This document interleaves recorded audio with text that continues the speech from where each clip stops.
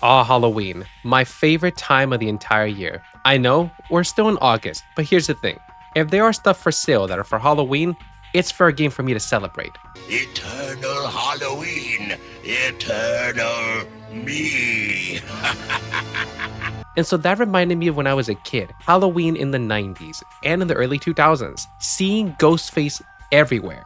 Every kid wore them, teens and adults.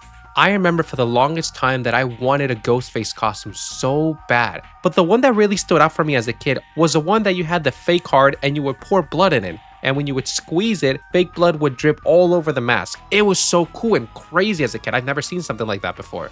But you see, at the time, I didn't really know what Ghostface was. All the names that I heard that people were calling him was Scream. And then I was thinking, was this inspired by Edvard Munch's Scream painting? I mean, you can't really blame me, they look really similar. Around my preteen years, I actually watched Scary Movie, which featured the Ghostface mask. And honestly, I thought this was the original version of that character. However, as I was getting older, I actually finally watched 1996's Wes Craven's Scream.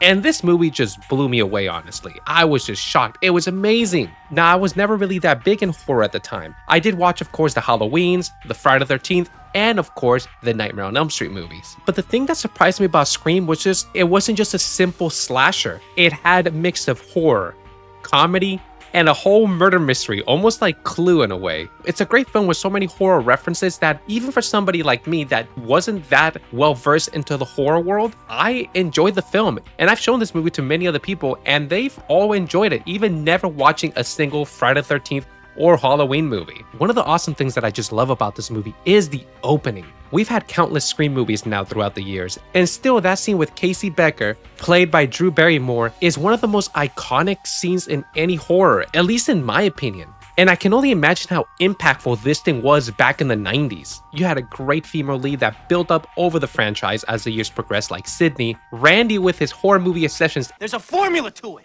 a very simple formula. Everybody's a suspect. Dewey is hilarious to me because remember, when I saw Scary Movie, they revealed the killer to be the cop, and in this movie it wasn't. I never knew that. I watched Scary Movie first, so my thought was like, oh, I already know who the killer is. I was pretty shocked that it was, Billy and Stu. And by the way, what an awesome duo, especially when they get caught in the end. It's so funny. Just like your fucking mother. You gotta find me first, you pansy-ass mama's boy. Fuck. Fucking hit me with the phone, dick.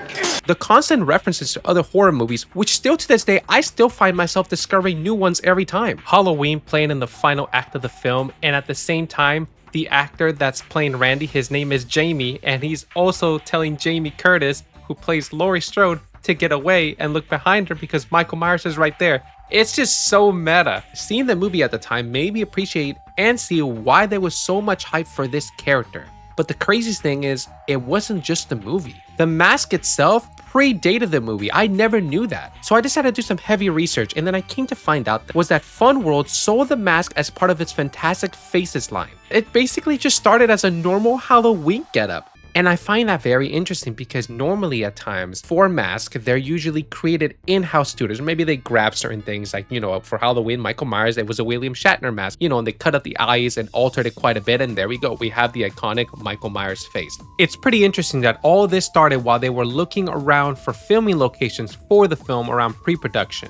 And Maureen Madalena actually found a full all-in-white Ghostface mask and showed it to Wes Craven, and apparently he really loved it. Now from what I hear, he did want to use that mask for the movie, but there were some licensing complications that prevented them from not doing it, and so K&B EFX created an alternate mask for the movie. Cool thing is that you can actually spot scenes of that mask in two scenes of the film. One when Casey Becker's about to get killed towards the ending of the intro, and the other one's when the principal gets killed. Eventually, of course, they had an agreement with Fun World and the mask was able to be used for the film. And as the years have gone by, there have been multiple variations of these Ghostface masks. I didn't know that at the time. See, as a casual viewer, I was like, well, they all just look the same. But no, they have all different eye shapes. Apparently, the first one in the movie has a dimple in its mouth, which is called the Gen 1 look.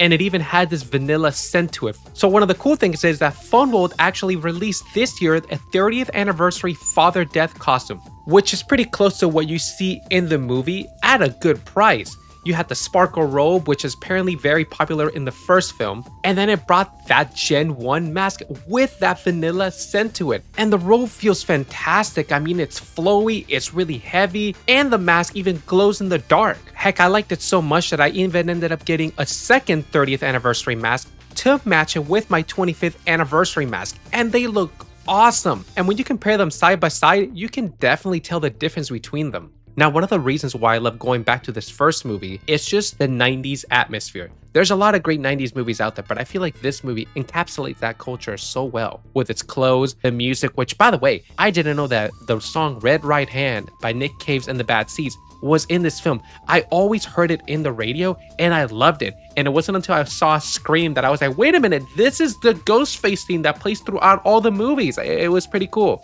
Now, as the years have gone by, I have seen all 7 Scream movies, and I would say that my favorite one has to be number 1 and number 4.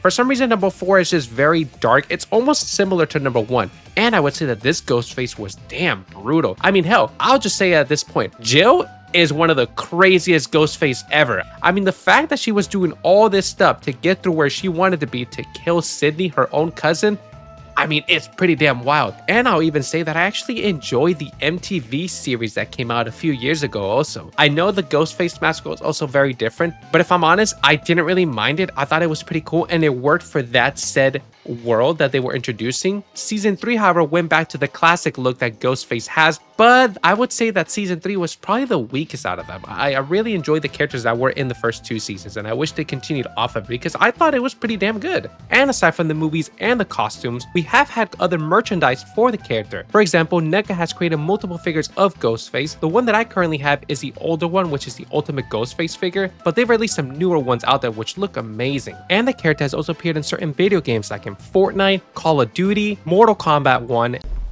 Is that you, Billy? Of course it is, Stu.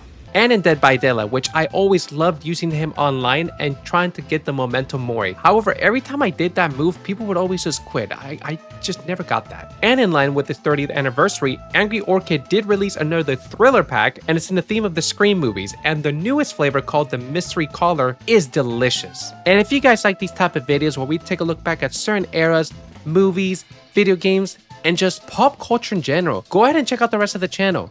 And like Ghostface says, You listen, you little bitch. You hang up on me again, I'll gut you like a fish, understand?